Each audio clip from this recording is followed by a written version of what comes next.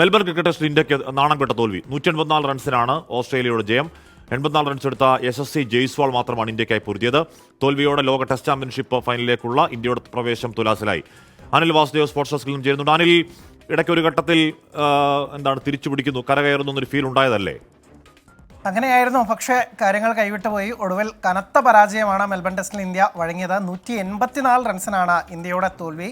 340 runs എന്ന record വിജയ ലക്ഷ്യത്തിലേക്ക് ബാറ്റെടുത്ത ഇന്ത്യയുടെ ടോപ്പ് 3 അല്ലെങ്കിൽ ഏറ്റവും മികച്ച 3 പേർ ആദ്യമേ ചതിച്ച് പുറത്തായി. അതായത് നായകൻ രോഹിത് ശർമ്മ വെറും 9 റൺസ് എടുത്താണ് പുറത്തായത്.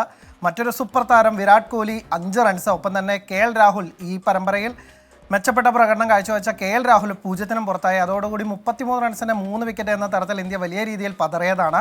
ആ ഘട്ടത്തിലാണ് ഹാഷ്മി പറഞ്ഞതുപോലെ തന്നെ 2 യുവതാരങ്ങൾ യശസ്വി ജയ്സ്വാളും ഋഷഭ് പന്തും കൂടി ചെറിയൊരു പ്രതീക്ഷ നൽകിയത്. ഇരുവരും ചേർന്ന് ഒരു 121-ലേക്കൊക്കെ തന്നെ കാര്യങ്ങൾ കൊണ്ടുപോയി.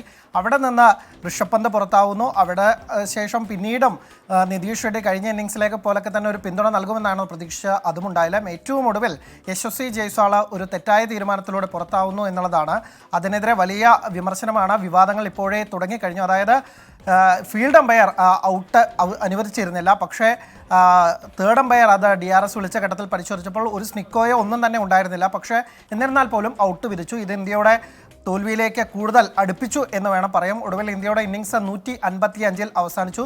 ഈ തോൽവിയിലൂടെ ഇന്ത്യയുടെ ലോക ടെസ്റ്റ് ചാമ്പ്യൻഷിപ്പിലേക്ക് ഫൈനലിലേക്കുള്ള സാധ്യതകൾ കൂടിയാണ് തുലാസിൽ ആയിരിക്കുന്നത്. ഈ പരമ്പരയിൽ ഒരു 3-1 ജയിച്ചാൽ മാത്രമായിരുന്നു ഇന്ത്യക്ക് മറ്റു ടീമുകളുടെ കാല് പിടിക്കാതെ നേരിട്ട ലോക ടെസ്റ്റ് ചാമ്പ്യൻഷിപ്പിൻ്റെ ഫൈനലിലേക്ക് മുന്നേറാൻ സാധ്യതയുണ്ടായിരുന്നുള്ളൂ. പക്ഷേ അത് തോറ്റതോടുകൂടി നിലവിൽ 2-1 മുന്നിലാണ് ഓസ്ട്രേലിയ. അവരും ഈ വലിയ പോരാട്ടത്തിലാണ് ഫൈനലിലേക്ക് മുന്നേറാൻ വേണ്ടി. ഇനിയുള്ള മത്സരം, അതായത് സിഡ്നിയിൽ 3-ാം തീയതി തുടങ്ങുന്ന ജനുവരി 3-ന് തുടങ്ങുന്ന ആ മത്സരത്തിൽ ഇന്ത്യക്ക് ജയിക്കണം. ഒപ്പം തന്നെ ഓസ്ട്രേലിയ ശ്രീലങ്കയ്ക്കെതിരായ പരമ്പരയിൽ തോൽക്കണം. എന്നിരുന്നാൽ മാത്രമാണ് ഇനി ഇന്ത്യക്ക് ലോക ടെസ്റ്റ് ചാമ്പ്യൻഷിപ്പിൻ്റെ സാധ്യതകൾ, അത്തരം സാധനങ്ങളൊക്കെ തന്നെ കണക്ക് കൂട്ടിയിരിക്കാൻ പറ്റുള്ളൂ. എന്തായാലും ഇന്ത്യക്ക് വലിയ തിരിച്ചടിയാണ്, നിരാശയാണ്.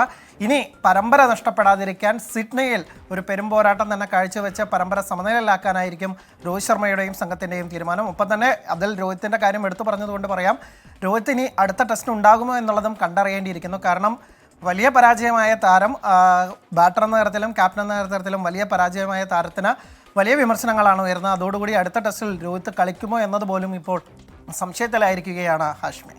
ഓക്കെ, അനിൽ വാസുദേവാണ് സ്പോർട്സ് ഡെസ്കിന് വിവരങ്ങൾ നൽകിയത്. ഒരു ഘട്ടത്തിൽ ഇന്ത്യ രക്ഷപ്പെടുന്നു എന്നൊരു ഫീൽ ഉണ്ടായതാണ്. പക്ഷേ കൈവിട്ടുപോയ കാര്യങ്ങൾ എന്തായാലും അടുത്ത കളിയിൽ തിരിച്ചു പിടിക്കട്ടെ. നീലപ്പട.